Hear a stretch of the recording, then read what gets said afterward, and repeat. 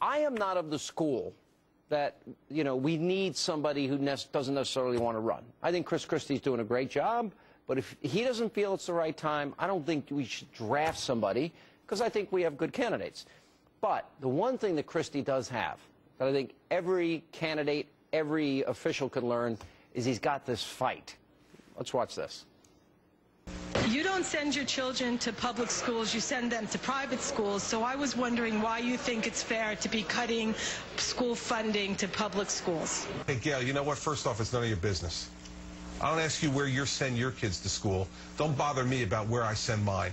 Secondly, I pay $38,000 a year in property taxes for a public school system, predominantly in Mendham, that my wife and I don't choose to utilize because we've decided as parents that we believe a religious education should be part of our children's everyday education. So we send our children to parochial school. Third, I, as governor, am responsible for every child in this state, not just my own. And the decisions that I make are to try to improve the educational opportunities of every child in this state. So with all due respect, Gail, it's none of your business.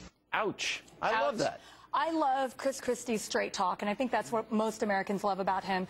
He has a backbone, which a lot of our politicians don't. When you ask him a question, he says, none of your business. You know, it's not against the law to send your kids to private school, and he's honest about that. And if he feels like he can afford it and give his kids a better education, that's okay. I actually admire that in him. I love Chris Christie. Well, liberals have pretty much pushed God out of the public arena anyway, so you can't. So he wants God in his children's lives, and unfortunately, he's like a lot of people. He has to pay twice for school.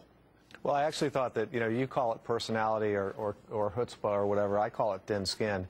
And one of the things that he's going to find out if he ever does want to play on the national stage is you can't take the helicopter to your kid's baseball game, and you can't tell voters that they're stupid, and you can't yell at voters and tell them it's none of their business. By the way, I don't begrudge him. I don't begrudge him sending his kids to private schools, but I do think that slapping down a caller who's a constituent and a resident of New Jersey who pays taxes and had a legitimate question is inappropriate for an elected official, whether they're a Democrat or a Republican. That's exactly what it's going to take to fix the country. Our problems are so profound that whoever would fix them is going to have to look right into the camera and say, no more middle-class welfare.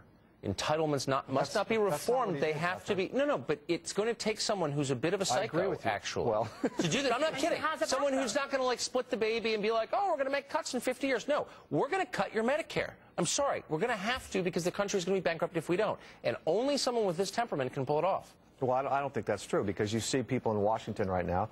Joe Biden's meeting with them every single day. Democrats and Republicans. No, they're talking about cutting entitlements. It's been a total complete wimp and missing in action on the budget. They're doing what Republicans want, but they're also looking for reductions in corporate welfare, and they're looking for some defense cuts. And I think all those things are things that most Americans think it's time to do. It sounds like the same political crap that got us into this mess. They're going to meet. They're going to have committees. They're going to have the group of 6, the gang of 12, the gang of 90. And you know what? They've screwed it all up. And now the very people that screwed it up, we're looking at to fix the problem. Right, exactly. And, you know, they're going to keep throwing money at things that we don't have. They're going to try to raise the debt ceiling, and they're going to do these things that are really going to crush us sooner than later. And it's a sad, sad thing, and it's terrifying.